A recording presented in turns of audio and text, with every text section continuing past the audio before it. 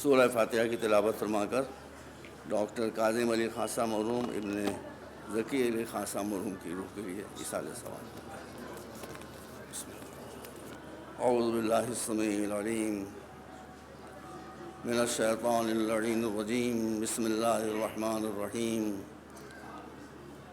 الحمد للہ رب العالمین، والصلاة والسلام علی سیدنا و نبینا و شفیعنا بالقاسم محمد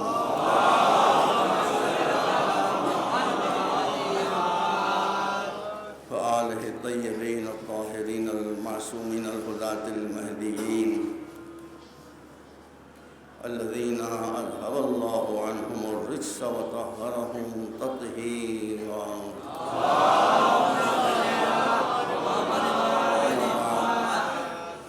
فقد قال اللہ سبحانہ تبارک وتعالی وهو أصدق الصادقین، یا ایہا الذین آمنوا ادخلوا فی السلم کافۃ ولا تتبعوا خطوات الشیطان انہ لکم عدو مبین۔ صلوات محمد۔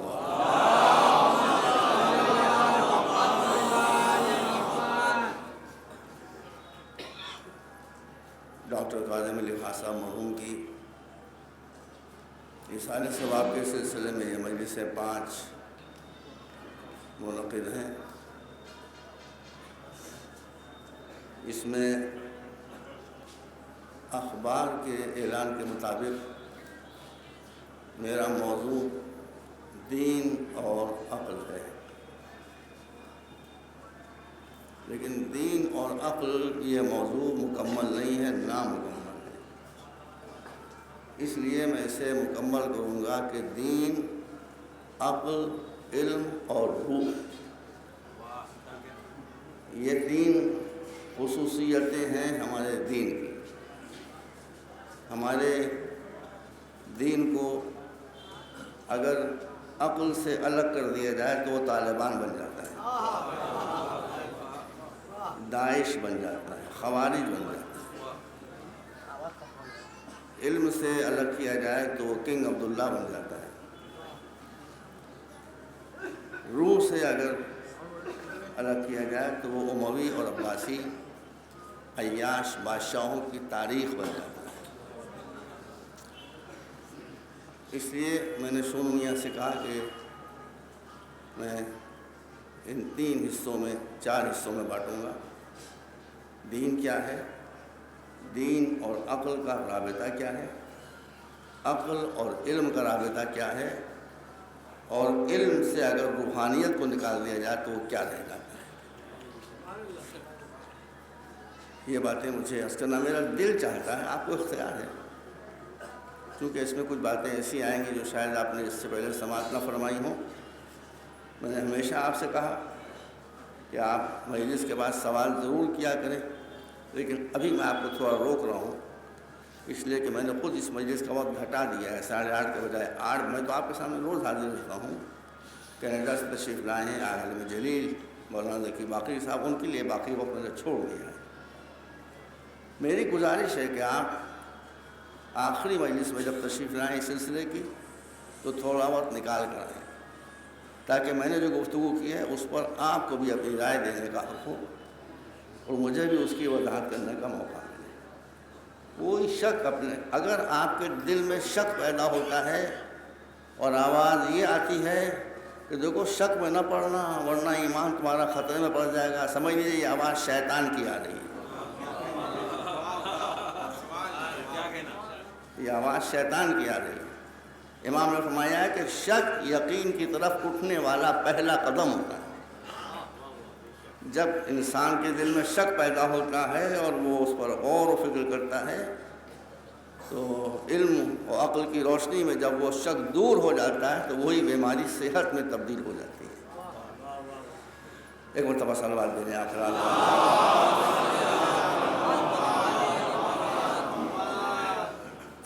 مجھے پتہ ہے اس وقت ماشاءاللہ اس شہر اعظم میں بہت مجلسیں ہو رہی ہیں، شب بیداریاں ہو رہی ہیں، لیکن مجلس میں نہ آنے والے بھی اب سائنس اور ٹیکنالوجی کا صدقہ ہے کہ جس مجلس کو جب چاہیں دوبارہ سن سکتے ہیں۔ یہ بھی سائنس اور ٹیکنالوجی کی برکت ہے جس سے مسلمانوں نے دشمنی پر کمر باندھ رکھی ہے، مسلمانوں نے اسی سے دشمنی پر کمر باندھ رکھی، اس لیے جو حال ہو رہا ہے وہ آج آپ کی نظروں کے سامنے ہے۔ یہ عزائے حسین بہت اہم ہے، بہت اہم ہے، سارے مسلمانوں کے لیے بہت اہم ہے، اس لیے کہ اس عزا کے صدقے ہی میں ہمیں معلوم ہوتا ہے کہ کمزور لوگوں کو جابر اور ظالم لوگوں سے مورچہ لینے کے لیے کیا کرنا چاہیے۔ اس کو آپ شیعہ سنی میں تقسیم نہ کریں، نہ سنی حضرات اسے سنی شیعہ میں تقسیم کریں۔ یہ رسول کے نواسے کا غم ہے، رسول کا نواسہ بھی سب کے لیے تھا اور رسول بھی سب کے لیے تھے اور اسلام بھی سب کے لیے تھا، اس سے دور نہ ہوئے، اس سے دور نہ ہوئے۔ میں انشاءاللہ کوشش کروں گا کہ کوئی بات بھی میں ایسی نہ کہوں جو مسلمانوں میں اختلافی ہو یا جس سے کوئی کسی شخص کے دل کو تکلیف ہو یا اذیت ہو، جو آدمی جو چاہے کرے، مگر میرا مسلک شروع سے یہی ہے اور مرتے مرتے یہی رہے گا۔ اس کی وجہ کیا ہے میں انشاءاللہ آئندہ مجلسوں میں آپ کو شاید بتا سکوں۔ دیکھیے، 3 چیزیں ایسی ہیں جس کی بقا کا وعدہ اللہ نے کیا ہے، 3 چیزیں ایسی ہیں جس کی بقا کا وعدہ اللہ نے کیا ہے۔ پہلے قرآن کے لیے خود قرآن مجید میں ارشاد ہوا ہے کہ ہم نے قرآن کو اتارا ہے اور دنیا میں کوئی طاقت ایسی نہیں ہے جو اس کو بگاڑ سکے، جو اس میں تحریف کر سکے، جو اس کے کلام میں تبدیلیاں لا سکے۔ اب کیا کوئی تبدیلیاں لائے گا؟ اب تو کروڑوں اربوں کی تعداد میں قرآن موجود ہے، جب چند کاپیاں تھیں۔ ارے بھائی تاریخ پڑھیے، اس وقت بھی رسول نے یہودیوں کی گود میں یہ کہہ کے قرآن کو ڈال دیا کہ ہمت ہو تو تبدیلی کرو اسے۔ پڑھیے تاریخ کو، اور وہ منہ دیکھ کر آئے گئے۔ یہودی جن کو آپ جانتے ہیں جو دنیا کو بدل دیں وہ قرآن کو نہ بدل سکے، سب سے زیادہ خطرناک ہوں، قرآن کو نہ بدل سکے۔ یہ ہمارا ایمان ہے۔ سنی حضرات میں آیا ہوں، وہ سن رہے تھے، وہ سنیں مگر سن نہ ہو جائیں، سنیں غور سے۔ یہ مجلسیں دلوں کو ملانے والی ہیں، دلوں کو توڑنے والی نہیں ہیں۔ ہمارا ایمان ہے قرآن کے اوپر، وہی قرآن جو آپ کی مسجدوں میں ہے وہی قرآن ہماری مسجدوں میں ہے، جو آپ کے گھروں میں وہی ہمارے گھروں میں، جو آپ کے بچے پڑھ رہے ہیں وہی ہمارے بچے پڑھ رہے ہیں۔ تو اللہ کا وعدہ نمبر 1 قرآن۔ اگر قرآن پر کسی کا ایمان نہیں ہے وہ مسلمان ہی نہیں ہے، نہ سنی نہ شیعہ نہ دیوبندی نہ بریلوی، ہے ہی نہیں۔ تو ہمارا ایمان ہے اور اہل بیت کا حکم ہے کہ قرآن میں کسی قسم کی کوئی ایک، تو قرآن کو اللہ نے باقی رکھا۔ دوسرے، جس حدیث کا میں حوالہ دے کر کر رہا ہوں، یہ حدیث معمولی اہل سنت کی کتابوں میں نہیں، جو ان کے ام المصادر ہیں، بہت اہم سورسز ہیں، اس میں بھی یہ حدیث اس جاہل نے پڑھی ہے۔ وہ دوسری شے میں ریفرنس کا بات دے دوں گا۔ پہلی شے ہے قرآن جس کو کوئی بگاڑ نہیں سکتا، دوسری شے جس کی حفاظت کا وعدہ کیا ہے وہ ہے اہل بیت۔ ہر وہ ذات کے جو قابل احترام ہے ہم اس کا احترام کرتے ہیں۔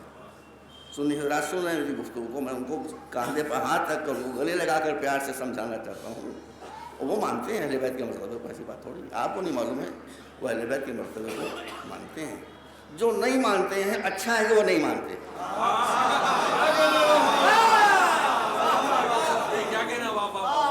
جو نہیں مانتے ہیں اچھا ہے کہ وہ، داعش کے لوگ نہیں مانتے، نہ ماننے دیں گے، اچھا ہے کہ اہل بیت ایسے نجس لوگوں سے دور ہیں۔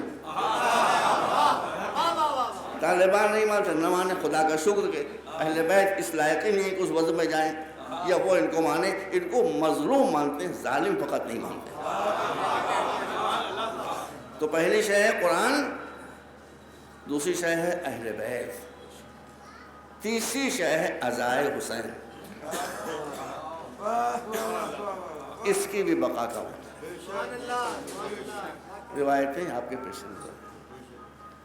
اس لیے یہ بات آپ یاد رکھیں کہ نہ قرآن کو بگاڑا جا سکتا ہے، نہ اہل بیت کو مٹایا جا سکتا ہے، نہ عزائے حسین پر کبھی آنچ آ سکتی ہے۔ جیسے کہ ابھی آپ سن رہے تھے، بگولے اٹھتے ہیں مگر محرم کی آندھیاں ان چنگاریوں کو اڑا کے لے جاتی ہیں۔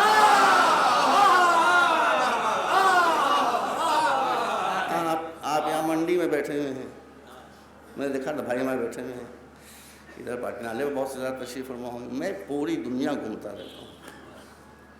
جب میں دنیا کے سفر پر نکلتا ہوں تو کچھ نئے ملکوں میں عزاداری کے چراغ جلتے ہوئے دیکھتا ہوں۔ میں تفصیل نہیں بتا سکتا آپ کو، جہاں کبھی مولا حسین کا نام نہیں لیا گیا، جہاں واللہ کبھی مولا حسین کا نام نہیں لیا گیا، آج وہاں ہزاروں اور لاکھوں لوگ حسین کا ماتم کر رہے ہیں۔ اس کو مٹانے کی کوشش نہ کیجیے۔ میں سنیوں کو نہیں کہہ رہا ہوں، سنیوں ہمارا بات معلوم عقیدہ ہے، لیکن اہل بیت اور عزائے حسین یہ کوئی شیعہ سنی مسئلہ تھوڑی ہے بھائی، یہ شیعہ سنی مسئلہ نہیں ہے۔ کچھ غلطیاں آپ کی بھی ہیں، آپ کی غلطیوں کی وجہ سے کچھ لوگ تھوڑی دیر کے لیے دور ہو جاتے ہیں، پھر بھاگ کے چلے آتے ہیں، پھر بھاگ کے چلے آتے ہیں۔ ایسی غلطیاں آپ کو نہیں کرنا چاہیے۔ کچھ لوگ ایسے ہیں جن کا دور رہنا ہی اچھا ہے کہ وہ علم کو دیکھ کے بھڑک جاتے ہیں، وہ تابوت کو دیکھ کے منہ بنانے لگتے ہیں۔ یہ کیوں؟ یہ ایسا ہونا چاہیے۔ اہل سنت حضرات بھی ہمارے بھائی ہیں، مراجعہ کر لیں سورہ یوسف کی تفسیر میں نے پڑھی ہے، یہ مشترک تفسیر ہے، اس میں فرقے کا نام نہیں ہے۔ مفسرین لکھتے ہیں کہ حضرت یوسف کے بھائیوں نے، یہ پورا سورہ اسی موضوع کو پر ہے۔ اس سلسلے میں سنی حضرات بتانا چاہتا ہوں، ایران نے جو فلم بنائی ہے حضرت یوسف، اس کو دیکھ لیں، پورا واقعہ ان کے ساتھ، وہ کوئی ایسی بات نہیں جس سے کسی کی دل آزاری، دیکھنے والی فلم ہے۔ اور فلم کی دنیا میں تو ایران سب سے آگے ہے، وہ تو آپ جانتے ہیں، جو بھی فلم بنائی ہے۔ آج کل مختار نامہ راجنامہ مختار کی میں تو نہیں دیکھ پاتا ہوں، لیکن بہرحال جو لوگ دیکھ رہے ہیں بتا رہے ہیں کس کوالٹی کی وہ فلم ہے۔ تو یہ بھی واقعہ شاید اس موقع میں نے دیکھی نہیں، لیکن میں نے سنا ہے کہ اس پر جو فلم بنی زبردست فلم بنی۔ تو اب مفسرین یہ لکھتے ہیں کہ جب سب کچھ ہو گیا، سگے بھائی کو، ارے باپ تو ایک ہی تھا، 12 برس کا بچہ کنویں میں ڈال دیا ہے کہ نہیں؟ یہ قرآن میں ہے۔ پھر وہاں سے وہ کارواں اس کو نکال کر لے گیا۔ جب دنیا کسی کو پستی میں ڈالتی ہے تو اللہ اس کو تخت حکومت کی بلندی تک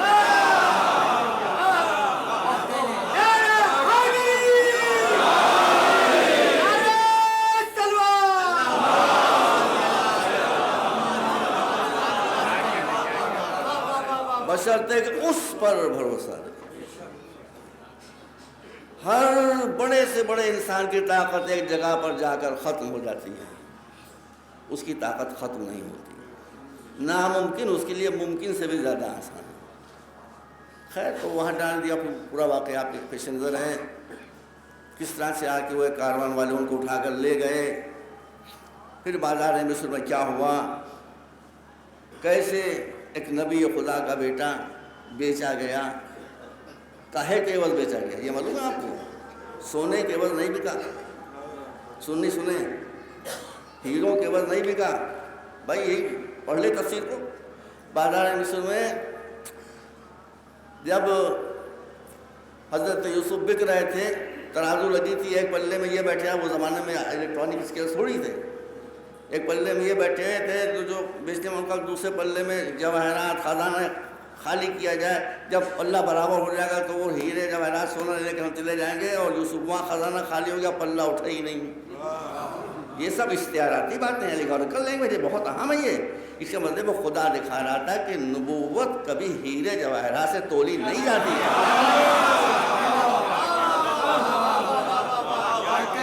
یہ ہے اس میں مسئلہ، نبوت یہ کوئی سیاسی نیتا تھوڑی کہ بک جائے۔ خزانہ خالی ہو گیا، یوسف کے پلے نے اپنے گاہ سے جنبش نہیں کی۔ یوسف مسکراتے رہے ان کی حماقت پر۔ بادشاہ نے بولا بھائی کیا مسئلہ ہے، کہ دیکھنے میں تو کئی گنا وزن ہو گیا۔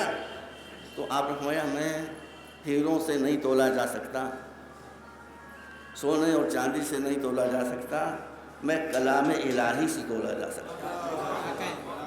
کیوں بیوقوف بن رہا ہے، کیوں بیوقوف بن رہا ہے؟ میں تیرے پاس مفت میں آ جاؤں گا۔ کہا کیسے؟ کہا ایک پرچے پر بسم اللہ الرحمن الرحیم لکھ دے۔ دیکھیے جب اللہ کے نام کے ساتھ بسم اللہ الرحمن الرحیم، میں نقطے کے آ گیا، بغیر نقطے کا نہیں تھا۔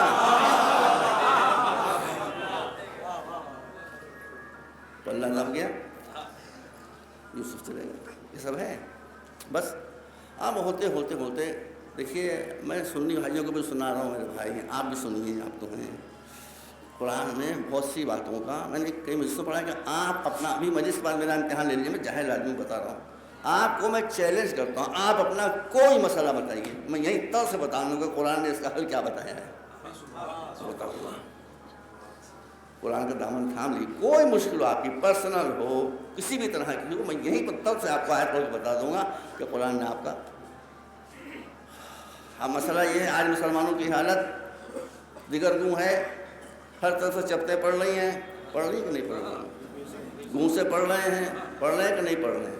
پوری دنیا میں مسلمانوں کی پٹائی ہو رہی ہے، جہاں کوئی پٹائی کرنے والا نہیں، وہاں الحمدللہ خود ایک دوسرے کی پٹائی کر رہے ہیں۔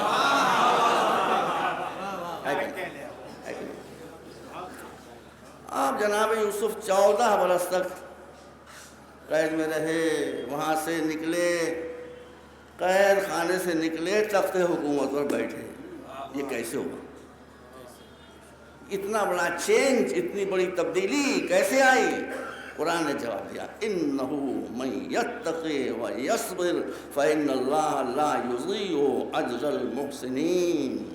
یہ اتفاقات نہیں تھے، یہ ہماری سنت جاریہ ہے، یہ ہمارا طریقہ ہے جو ہمیشہ دنیا میں نافذ رہا ہے۔ جو شخص بھی پاکیزہ کردار اختیار کرتا ہے اور صبر سے کام لیتا ہے تو اللہ اس کے کارنامے کو ضائع نہیں ہونے دیتا۔ اب ممکن ہے میں اگلی کسی مجلس میں اس سے استفادہ کروں، اس وقت تو وقت کم سے کم ہوتا جا رہا ہے۔ اب بادشاہ ہو گئے، عزیز مصر ہو گئے۔ اب وہی بھائی جنہوں نے کنویں میں ڈالا تھا، وہ خود کنویں میں گر گئے، غربت کے، قحط کے۔ اسلام کی تعلیم، اسلام کہاں اسلام لے جاتا ہے، کہاں مسلمان چلے گئے۔ اتنی دشمنی کی تھی ایک 12 برس کے بچے کے ساتھ، کنویں میں ڈال دیا، رحم نہ آیا۔ اب خود مر رہے ہیں، فاقے کر رہے ہیں، تو آئے ہیں۔ یوسف نے یہ نہیں کہا کہ یہی تو بدلہ لینے کا موقع ہے۔ خدا کا نبی بدلہ لینے کے لیے نہیں آتا، رحم کرنے کے لیے آتا۔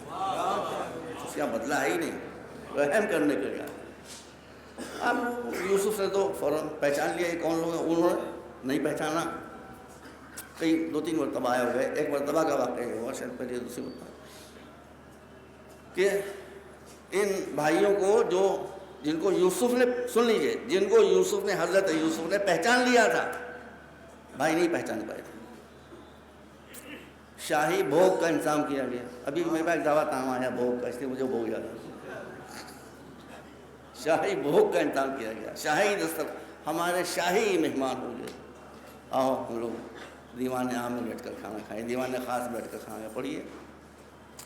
بھئی جب شاہی دسترخوان ہے تو اس میں خالی مہمان تھوڑی آئے ہوں گے، بڑے بڑے رئیس بھی آئے ہوں گے، ارباب حکومت بھی آئے ہوں گے، وزراء بھی آئے ہوں گے، سب آئے ہوں گے۔ ایک لمبا دسترخوان بچھا، کھانا لگا۔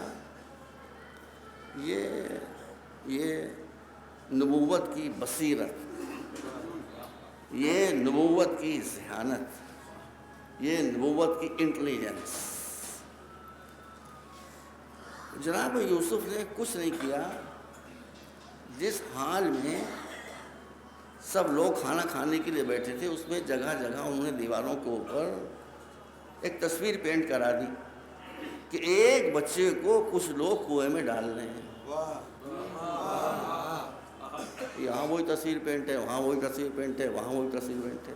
لوگ آئے، دیکھا، مسکرائے، کھانا کھانے کے لیے بیٹھ گئے۔ بھیا پڑھ لیجیے۔ ادھر آئے، دیکھا، مسکرائے، کھانا، بڑی اچھی پینٹنگ ہے، بیٹھ گئے۔ مہمان آئے خاص، بڑی اچھی پینٹنگ ہے، بیٹھ گئے۔ یہ بھائی جب آئے تو کھانا کھانے بیٹھے تو نوالا حلق کے نیچے اتر نہیں رہا ہے، نوالا حلق کے نیچے بار بار۔ آخر بھائی آپ تصویر پڑھیے، آخر میں یہ کہ گھبرا کے کھڑے ہو گئے، دوسرا کہا کہ بھائی ہم کو اس تصویر کو دیکھ کر بڑی وحشت ہو رہی ہے. اس کا مطلب ہے کہ جو شبیہوں اور تصویریں کسی کے جرم سے پردہ اٹھاتی ہیں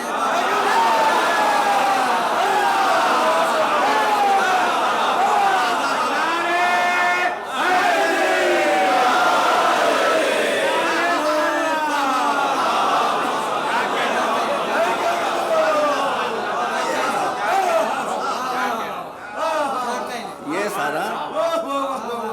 سارا مسئلہ. ایک مرتبہ سلام دے دیں آپ کا.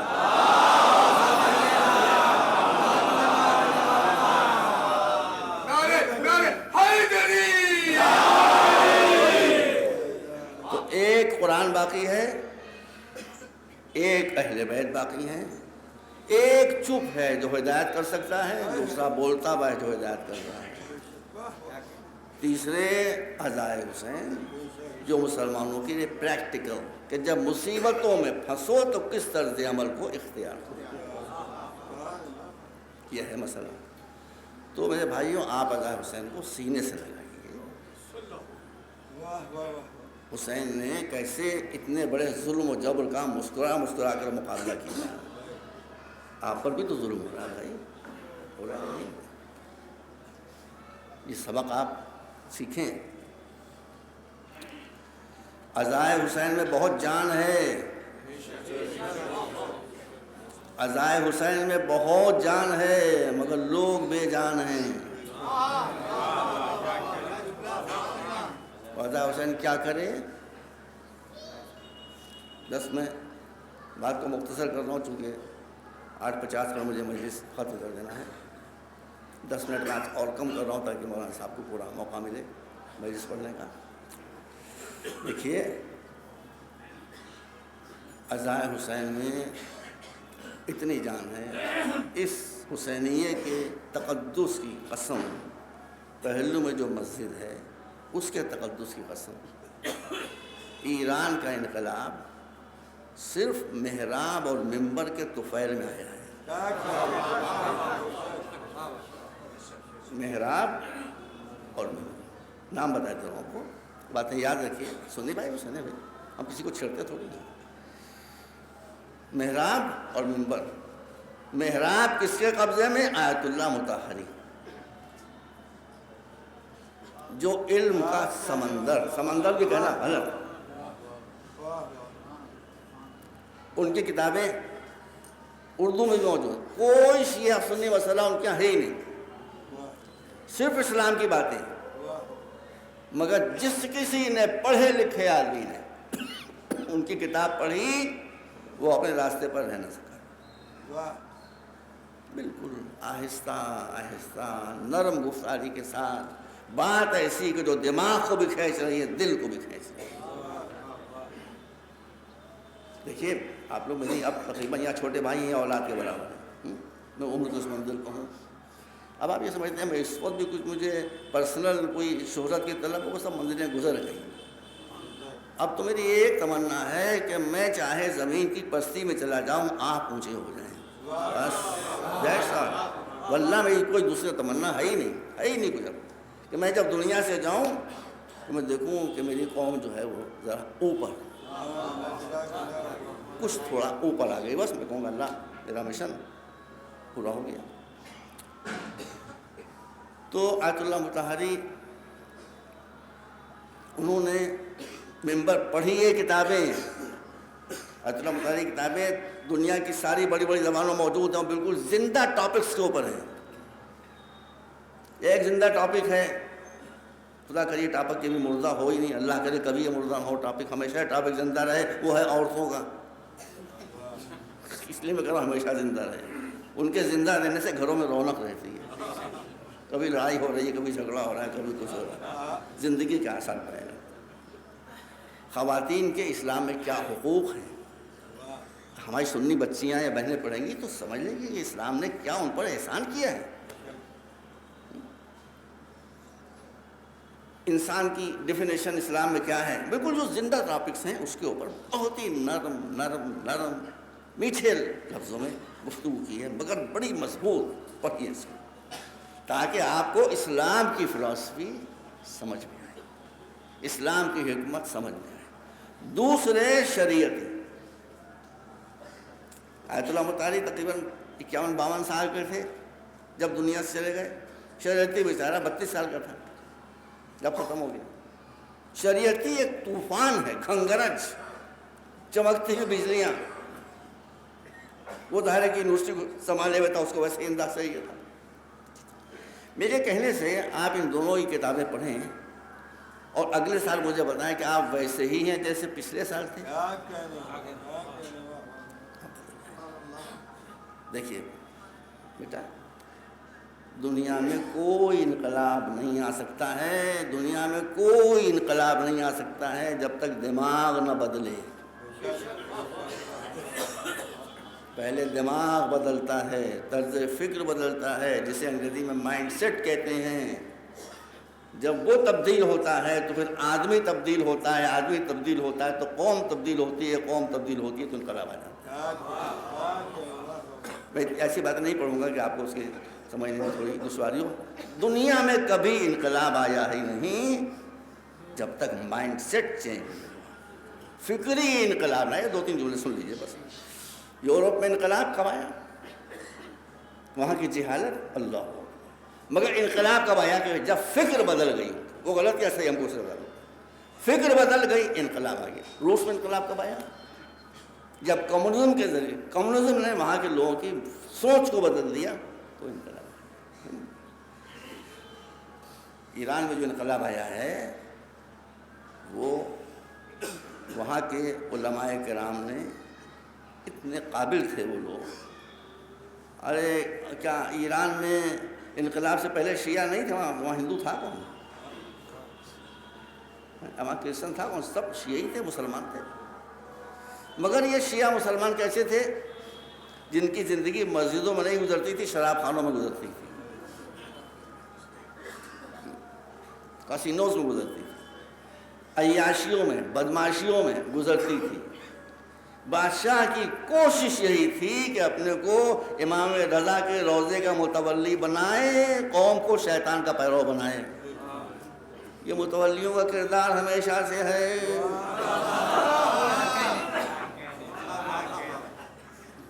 امام رضا کے روضے کا بھی چیف متولی شاہ ایران تو کم بخت کا بھی یہی کام تھا. خود شراب کے نشے میں بھوت. ایک وقت کی نماز نہیں، ایک روزہ نہیں، ہر قسم کی بدماشیاں. امام رضا کے دربار میں ہاتھ جوڑے کھڑا ہوا ہے. جب تو نے خدا کو چھوڑ دیا تو امامات کے دربار میں ہاتھ باندھنے سے کام نہیں چلے گا. پڑھیے تاریخ کو. یہ آیت اللہ خمینی تھے، آیت اللہ علماء تھے. انہوں نے لوگوں کی فکر کو بدلا، ان کی آنکھوں کو کھولا. دیکھیے موضوع میرا عقل ہے کہ تم آگے بڑھوں گا، آپ دیکھیں گے. ساری مصیبت مسلمانوں پر اس لیے آتی ہے کہ سب کو سمجھتے ہیں، عقل کو گھاس نہیں ڈالتے. یہ سب سے بڑی مصیبت ہے. تو اب جب ایران کی فکر بدلی، میں ایک مقدس بارگاہ میں اور مولا کی ذریعے سامنے رکھی ہوئی ہے. میں ایران گیا ہوں انقلاب سے پہلے بھی. انقلاب سے پہلے میں آپ کو 2 واقعے بتاتا ہوں. ایک تو بھائی اس زمانے میرے پیسے ویسے نہیں تھے، بالکل بھی نہیں تھے میرے پاس. تو اب بھی اللہ کا شکر بہت زیادہ نہیں ہے، تھوڑے بہت ہیں. تو میں تہران سے مشہد تک 900 کلومیٹر بس سے جاتا تھا. بسیں وہاں کی بڑی کمفرٹیبل ہوتی تھی. بھائی جو لوگ زمانے کے بتاتے میں جھوٹ تو نہیں کہہ رہا ہوں. اب وہ رات کو بس کسی چائے خانے میں رکی اور اب آپ بس سے اتر نہیں سکتے. فقیروں نے ایسا گھیرا کہ اب آپ کھڑے میں کہ بھائی یہ کوئی راستہ دے تو ہم اترے ہوٹل میں. راستہ ہی نہیں ملتا. اتنی غربت، اتنی پاورٹی، اتنی مفلسی. اور شراب، جوا، میوزک، اس کی کوئی حد نہیں، کوئی حد. مگر آیت اللہ خمینی نے اپنی ٹیم کے ساتھ سنیں. میں آج انہیں کے لیے مجلس پڑھ رہا ہوں اور روز پڑھوں گا آپ کے لیے، سنتے رہیے. کبھی آپ مجھ سے ناراض ہو کے نہیں جائیں. میری بات مانے نہ مانے لیکن مجھ سے خفا نہیں ہوں گے، میں گارنٹی دے رہا ہوں. ابھی 2 سال پہلے یہاں سے ایک وفد گیا تھا جس میں 13,000 تھے اہل سنت کے علماء پورے ہندوستان سے، ہر مسلک کے لوگ تھے. اور 5 شیعہ علماء تھے جس میں ایک جاہل بھی شامل تھا. ہم لوگوں نے یہی دیکھنے کے لیے، اب ہوائی جہاز سے جائیں تو زمین کیسے دکھائی دے، وہاں کیا ہو رہا ہے پتہ کیسے چلے، تو بڑے تیز تھے انہوں نے، بہت اچھی بسیں تھیں، اس کا انتظام کیا کہ ہم لوگ راؤنڈ پورا افغانستان کی سرحد تک بسوں سے لیں۔ اب ہم تفصیل نہیں بتا پائیں گے اس لیے بہت کم ہے، یہ اتنا بتا رہے ہیں کہ 6-7 دن کے بعد جب ہم لوگ وہاں سے پلٹ کر آئے، کیرلا کے بھی علماء تھے، دہلی کے بھی علماء تھے، بڑے بڑے علماء تھے۔ اب بڑے علماء میں کیوں کہہ رہا ہوں، آج کل علماء کی بڑائی کا اندازہ ان کے علم سے نہیں ہوتا، داڑھی سے ہوتا ہے۔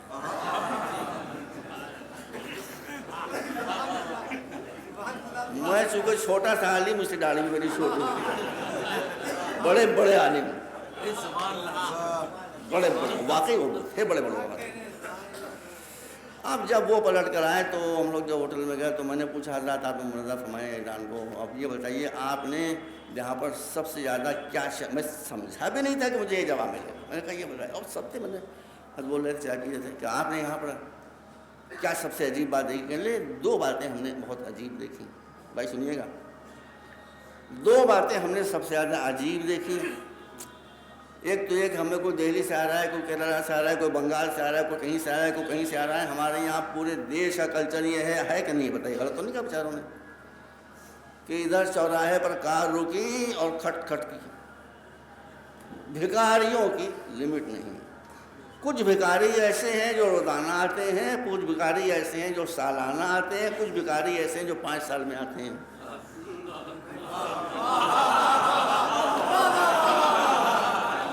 یہ ملک کچھ 1 سالہ بھکاری ہیں، کچھ 5 سالہ بھکاری، مگر سالہ سب ہیں بس۔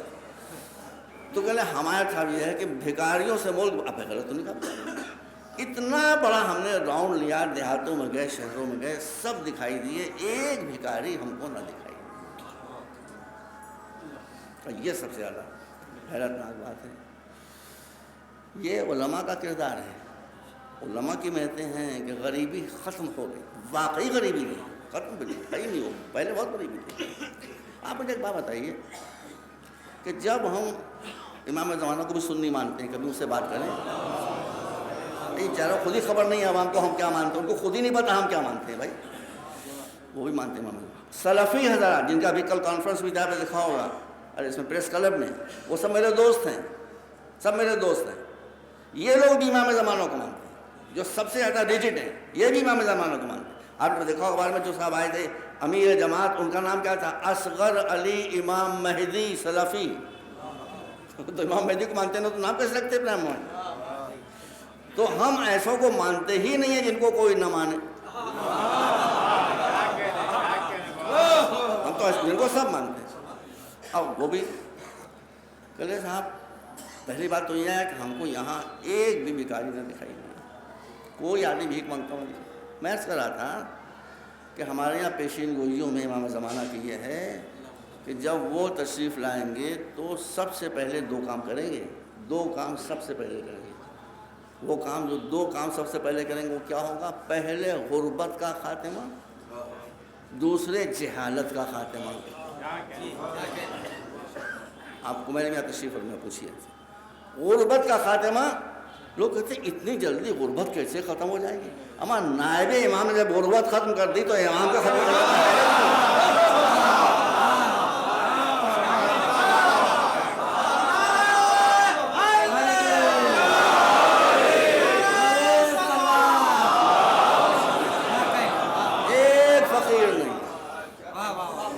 پھیلا ہوا ہے، کوئی دست سے سوال دراز نہیں۔ میں نے کہا دوسری بات کر لے، ایران کے شہر لش گرین، درختوں سے ڈھکے ہوئے، درختوں سے ڈھکے ہوئے شہر، زمین پہ ایک پتا نہیں دکھائی دیتا۔ بھائی بات صحیح کہا، بھائی صحیح کہا، آپ دیکھائیے خود، زمین پر ایک پتا آپ کو گرا ہوا نہیں دکھائی دے گا۔ میرے محلے کی پہچان کیا ہے؟ ہمارا محلہ بھی تو مسلمانوں کا نا، شیعہ سنی سب رہتے ہیں الحمدللہ، اور نہ ہم شیعہ ہیں نہ وہ سنی، اس لیے کہ نہ وہ ہم سے لڑتے ہیں نہ ہم ان سے لڑتے ہیں، اس لیے نہ وہ شیعہ ہیں نہ وہ سنی ہے نہ ہم شیعہ ہیں، تو سب الحمدللہ ہم لوگ بھائیوں کی طرح سے رہتے ہیں۔ اگر آپ شہر کو گھوم رہے ہوں تو ہر محلے کو آپ دیکھ کے پہچانیں گے کہ یہ حضرت گنج ہے، یہ امین آباد ہے، یہ گومتی نگر ہے، یہ فلاں ہے، یہ فلاں ہے۔ میرے محلے میں آپ جب تشریف لائیں تو آپ آنکھ بند کر لیں، ناک کھول لیں، آپ کو بدبو کے بھبکے بتا دیں گے کہ جوہری محلے میں۔ الحمدللہ سارے مسلمانوں کی محلوں کی پہچان یہی ہے جو ناک سے پہچانے جاتے ہیں۔ بو پہنچی ناک میں اور آپ کو یہ آ گیا پورا مسلمانوں کا محل۔ دھیان جا کے آپ دیکھیے، ہر سب مطلب آئینے کی طرح اسی سب لوگ اپنی ذمہ داری کو سمجھتے ہیں۔ گورنمنٹ کے لوگ تھوڑی تک، ہم خود ہر محلے کے لوگ ہوتے ہیں، سوٹ کے پہلے وہ میرا خیال شاید نریندر مودی چلے گئے تھے ایران، جب وہاں سے یہ صفائی ابھیان لے کر آئے ہوگا، یا فلم میں دیکھا ہوگا، جو کچھ بھی ہو۔ تو یہ ایران میں انقلاب، پیسے کا انقلاب، صفائی کا انقلاب، ایمان کا انقلاب۔ دیکھیے میں آپ کو بتا دوں اس وقت میرے بچے جو ہیں نوجوان جو پڑھے لکھے ہیں، میں ان کو ذرا ہوشیار کرنا چاہتا ہوں۔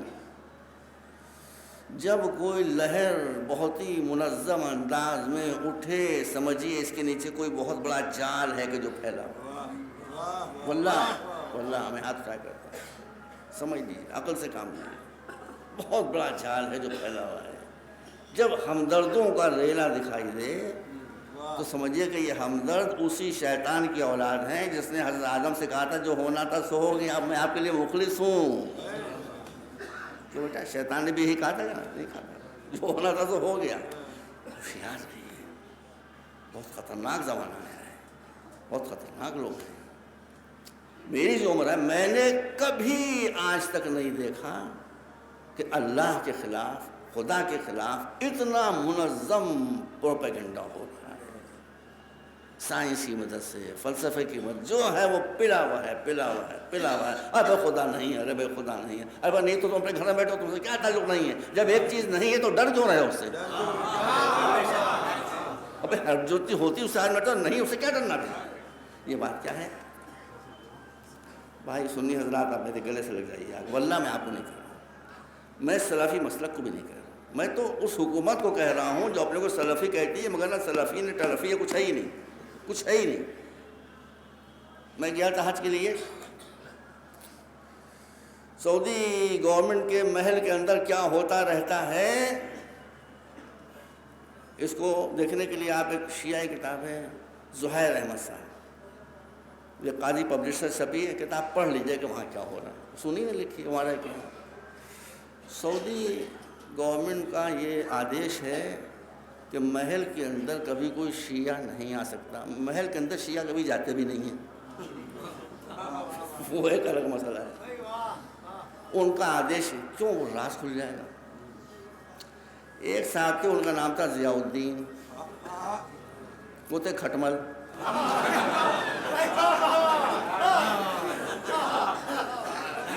نام ایسا تھا کہ لوگ انہیں مچھر سمجھتے تھے۔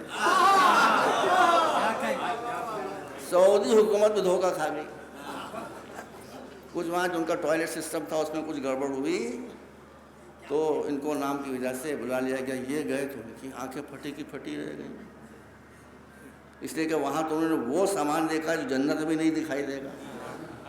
یہ میں غلط نہیں کر رہا ہوں، وہ آپ بتائیے جنت میں سب کچھ ہوگا، ٹوائلٹس اگر ہوئے تو کیا سونے کے ہوں گے؟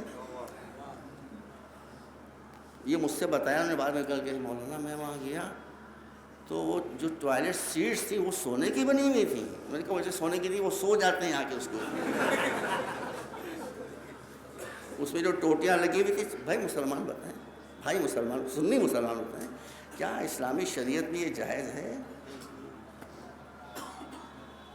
ٹوائلٹ سیٹ سونے کی، اب میں کیا کہوں، نمبر بیٹھا ہوں قبضہ جگہ، بھائی جب ٹوائلٹ سیٹ سونے کی ہے تو جو اس میں گرتا ہوگا وہ کہے کا ہوتا ہوگا؟ ہیرے جواہرات کا ہوتا ہوگا، کیا ہوگا؟ سونے کی ٹوٹیاں، کچھ مذہب ان کا، وہاں کی حکومت کا، میں لوگوں کی بات نہیں کر رہا ہوں، میں سب سے پوچھنا چاہتا ہوں، دستے باندھ کر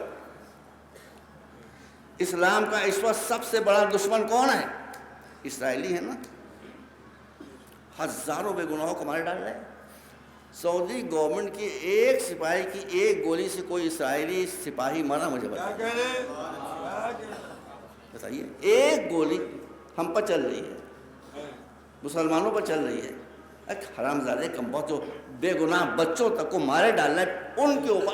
ایک بھائی آپ سے میں کہتا ہوں، ایک گولی چلنا کیسا مذمت میں بیان بھی نہ آیا،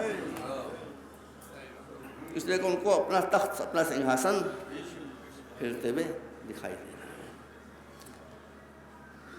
تو یہی کوئی شیعہ سنی کا مسئلہ تھوڑی، یہ تو بادشاہت کا مزاج ہے، جہاں بادشاہت ہوگی وہاں عیاشی ہوگی، جہاں بادشاہت ہوگی وہاں بدماشی ہوگی، وہ ہوگی۔ وہ سنی بادشاہ جو کر رہے تھے، جو شیعہ بادشاہ تھے وہ بھی کم بخت یہی کرتے تھے، مگر ایک فرق ہے جو میں کربلا بتا رہا ہوں نا، وہاں کے بادشاہ ابھی تک حکومت کر رہے ہیں، حکومت کے ذریعے عیاشی کر رہے ہیں، بدماشی کر رہے ہیں، زنائیں کر رہے ہیں، شرابیں پی رہے ہیں، سب پی رہے ہیں، جمے بیٹھے ہیں۔ ہم نے کان پکڑ کے نکال دیا، نکالا کہ نہیں نکالا؟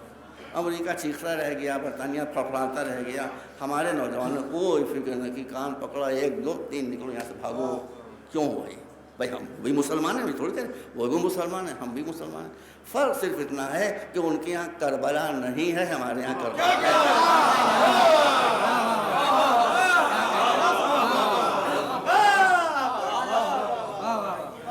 بس اتنا جوش نے مرثیہ پڑھا تھا، ایسی میں نے ان کی یاد برات پڑھا ہے، میری ہوش نہیں تھی اس وقت جب نازل تھا کے بارے میں، اس میں خود لکھا ہے کہ میں جب پڑھ رہا تھا مرثیہ تو دیواریں ہلتی ہوئی دکھائی دے رہی، نعروں کے جوش، نعروں کے ہنگامے۔ خدا سرکار ناصر ملت اللہ مقام ہو، ان کے درجات کو بلند کرے۔ میں نے خود بڑا جوش سے لکھا ہے یاد برات میں کہ میں سرکار ناصر ملت کے پاس گیا، میں نے کہا حضور چونکہ میں شراب پیتا ہوں، داڑھی مڈاتا ہوں، لہذا کچھ داڑھیاں میرے خلاف فتویٰ دے رہی ہیں کہ میں مجلس نہیں پڑھ سکتا، ممبر پر نہیں بیٹھ سکتا۔ سرکار ہمارے یہاں کو علماء ویژن سرکار ناصر ملت کو مصلی بیٹھے تھے، کہا کیا فتویٰ؟ کہا کہ ان کو ممبر پر نہیں بیٹھنا چاہیے۔ انہوں نے مصلی چھوڑ دیا، کہا وہ کہتے ہیں ممبر پر نہیں بیٹھنا چاہیے، آپ میرے مصلی پر بیٹھیے، پورا مرثیہ سنائیے۔ اسی جوش نے کیا کہا ہے؟ اسی جوش نے کہا ہے کہ فکر حق سوز یہاں کاشت نہیں کر سکتی، کربلا تاج کو برداشت نہیں کر سکتی۔ بس اس لیے میں بتا رہا ہوں، میں نے گفتگو شروع کی تھی مسلمانوں سے، سنی ہوں، دیوبندی ہوں، کوئی ہوں، سب ہمارے بھائی ہیں۔ ان سے میرا پیغام ہے کربلا کو یاد رکھیے گا تو بادشاہوں کا تختہ پلٹے گا۔ کربلا کو یاد رکھیے گا تو ظالموں کی ناک رگڑیے گا۔ اس لیے ہماری بھلائی کے لیے اللہ نے قرآن کو باقی رکھا، اہل بیت کو باقی رکھا اور ادا کو باقی رکھا۔ تو میرا موضوع آج جو تمہیدی مجلس تھی، کل سے ہے اسلام میں عقل کی اہمیت کیا ہے، حالانکہ بے عقلوں کو عقل کی اہمیت بتانا خود بے عقلی ہے۔ آج شروع میں نے موضوع دے دیا، میں پھنس گیا۔ ہاں واللہ اسلام جو اوریجنل اسلام ہے اس میں عقل کی اہمیت کیا ہے، عقل کے ساتھ علم کی اہمیت کیا ہے، اور انسان کے پاس عقل اور علم ہو تو اس کو مس یوز ہونے سے بچانے کے لیے روحانیت کی اہمیت کیا ہے۔ یہ ہے میری مجلسوں کا موضوع۔ ایک درخواست میں کرنا چاہتا ہوں سنی بھائیوں سے، آپ خدا کے لیے میری بات فرنگی محل تک بھی پہنچا دیں بیٹا، اور پاٹے نالے تک بھی پہنچا دیں۔ میں نے چونکہ کل پریس کانفرنس رپورٹ دیکھی ہے، اہل حدیث یا سلفی حضرات وہ تشریف لائے تھے یہاں، انہوں نے خیر میں نے اس کا کانٹیکسٹ تو نہیں پڑھا لیکن سرخی میں نے دیکھی کہ مسلمانوں کو مسلکی اختلافات مٹا کر آپس میں متحد ہو کر رہنا چاہیے۔ لکھنؤ میں محرم کے موقع پر بدقسمتی سے اور 12 وفات کے موقع پر بدقسمتی سے شیعہ سنی فساد کبھی ہو جاتا تھا، خطرہ اب بھی ہے، اس لیے مجھے بتایا گیا گورنمنٹ نے، سرکار نے بہت زبردست انتظام کیا تھا، ان کا شکریہ ادا کرتے ہیں، لیکن شرم سے ہمارا سر جھکتا بھی ہے۔ اب ہماری نوبت یہ آ گئی ہے کہ ہم آپس میں لڑیں، دوسرے آ کر ہم کو منائیں۔ بڑی بے غیرتی کی بات ہے، بہت بے شرمی کی بات ہے، نہ کیجیے ایسا، ہماری بدنامی ہو رہی ہے، سنیوں کی بدنامی ہو رہی ہے، مل جائیے آپس میں، کون سی ایسی بات ہے بھائی؟ آپ اپنا جلوس نکالیے، ہم اپنا جلوس نکالیں، نہ ہم آپ کو چھیڑیں نہ آپ ہمیں چھیڑیں، کوئی جھگڑا ہوگا ہی نہیں، آگے جھگڑا ہوگا۔ اس لیے میری گزارش ہے خدا کے لیے آپ لوگ تھوڑا آنکھیں کھولیے، اس وقت اسلام کی ذلت مسلمانوں کی حرکتوں کی وجہ سے بہت بری ہو رہی ہے۔ ایک تو وہ داعش کا مسئلہ ہے، طالبان کا مسئلہ ہے، القاعدہ کا مسئلہ ہے، یہاں بھی کم وقت انڈین مجاہدین والے بیٹھے ہیں جو مجھے کو ٹارگٹ بنائے مارتے ہیں، مجھے کیا فکر ہے، ابھی اتنی تو مرنا ہی ہے، اور کر رہے ہیں نا۔ اس سے کتنی بدنامی ہو رہی، میں بھی یورپ سے ہو کر آ رہا ہوں، دیکھیے دوسرے لوگ کیا کر رہے ہیں، اور پھر آپ کے آپس کے جھگڑے۔ آپ بتائیے ہندو میں کبھی جھگڑا سنا ہے آپ نے؟ بتائیے، ہندو مسلم جھگڑا ہوتا ہے، ہندو جھگڑا سنا ہے آپ نے کبھی؟ کرسچن جھگڑا سنا ہے کبھی آپ نے؟ بدھ جھگڑا سنا ہے آپ نے؟ ارے بدھ جھگڑا اتوار کو بھی نہیں ہوتا، کوئی جھگڑا نہیں۔ جھگڑے کا اہم ہے سنی شیعوں کو کھائے جا رہے ہیں، شیعہ سنی کو کھائے جا رہے ہیں، شیعہ اگر سنیوں کو کھا بھی جائیں اور کوئی سنی نہ رہ جائے، سنی اگر شیعوں کو کھا بھی جائیں کوئی شیعہ، تو کیا جھگڑا ختم ہو جائے گا؟ دیوبندی بریلوی شروع ہو جائے گا، بس ختم۔ اب وقت ختم ہو، اس لیے میں اس مجلس میں مولا حسین کے نام پر سنی بھائیوں سے درخواست، کل بتاؤں گا کہ شیعوں کی ذمہ داری کیا ہے، سنی بھائیوں سے، فی الحال وہ بڑے بھائی سے درخواست، ایسی باتیں مت کیجیے، آپ اپنے گھر خوش، ہم اپنے گھر خوش، ہم آپ کو ستائے بغیر اپنے مظلوم کا جلوس نکالیں، آپ جس کو مانتے ہیں ان کا جلوس نکالیں، نہ ہم آپ کو ستائیں نہ آپ ہمیں ستائیں۔ اسلام میں کافروں کو ستانے کی اجازت نہیں ہے، آپ کو یہ باتیں نہیں بتائی جاتی تو میں کیا کروں؟ بس مجلس ختم۔ بس عزیزوں، اب آج محرم کی آخری تاریخیں آ گئی ہیں، وقت ختم ہو گیا ہے، میں بس ایک روایت پیش کر کے کل سے مسائل زیادہ پڑھوں گا، پرسوں سے، کل سے نہیں پڑھ رہا ہوں، کل مجھے وقت کی تنگی ہوگی، پرسوں سے انشاءاللہ میں وقت مسائل ادا کروں گا۔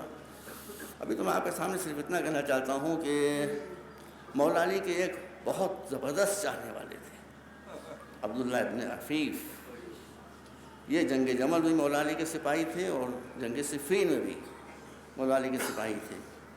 جنگ صفین میں ایک آنکھ پر تیر پڑا کہ آنکھ شہید ہو گئی، جنگ جمل میں دوسری آنکھ پر تیر پڑا کہ وہ آنکھ بھی ختم ہو گئی۔ اب یہ مولا کے پاس آئے، مولا نے کہا کوئی ابن عفیف کیا حال ہے تمہارا؟ کہا مولا کچھ نہیں، کوئی بات نہیں، اللہ کے راہ میں جہاد کیا، دونوں آنکھیں میری چلی گئیں، مجھے اس کی فکر نہیں ہے، مجھے اس کی فکر ہے، مجھے اس کی فکر ہے کہ دونوں آنکھوں کے جانے کی وجہ سے میں آپ کی زیارت سے یہ تکلیف ہے، آپ کو دیکھ نہیں سکتے۔ مولا میں جانتا ہوں آپ اگر اللہ کی بارگاہ میں دعا کریں گے تو میری روشنی واپس آ جائے گی، اور یہ 2-3 منٹ میں ختم ہو جائے گی۔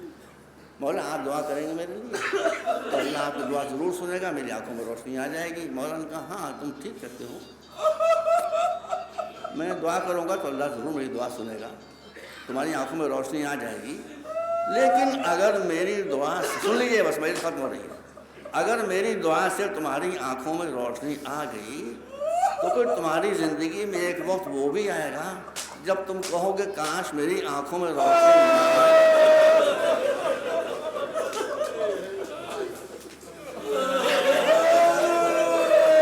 کاش میری آنکھوں میں،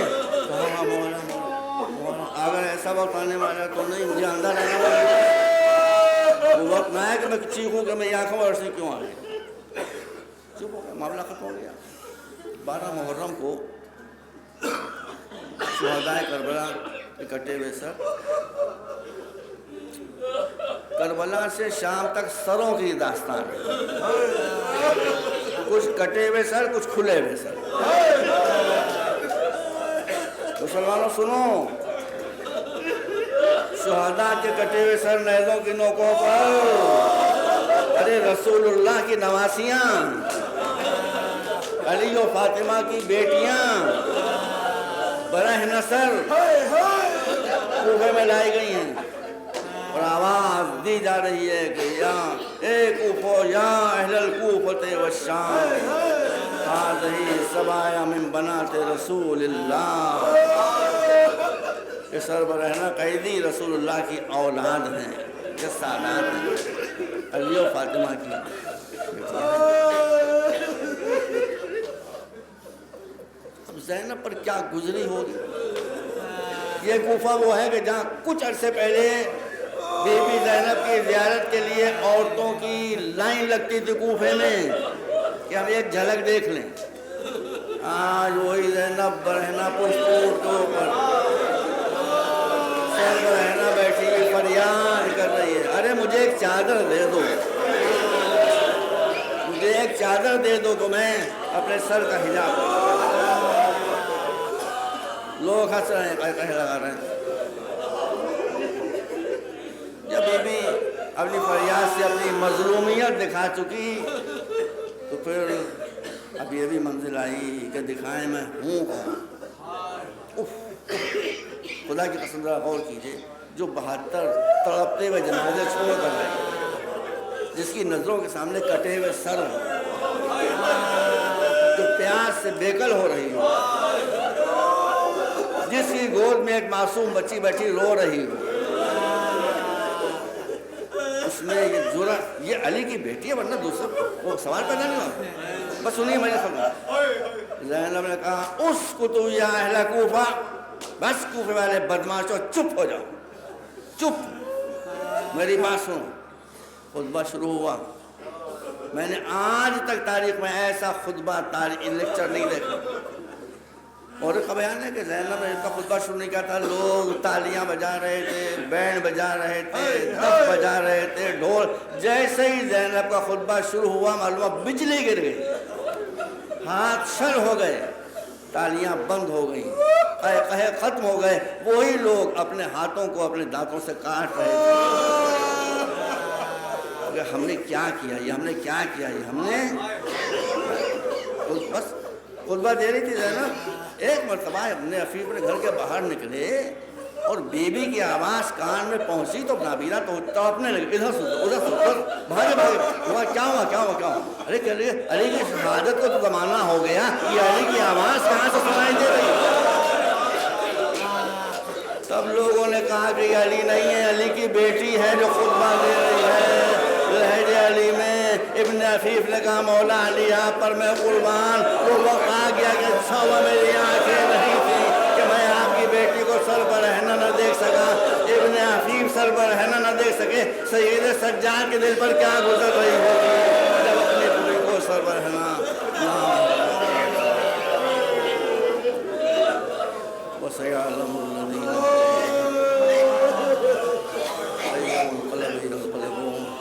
اللهم اغفر للمؤمنين والمؤمنات والمسلمين والمسلمات الأحياء منهم والأموات إنك تغفر الذنوب جميعا برحمتك يا أرحم الراحمين ربنا تقبل منا إنك أنت السميع العليم وتب علينا إنك أنت التواب الرحيم برحمتك يا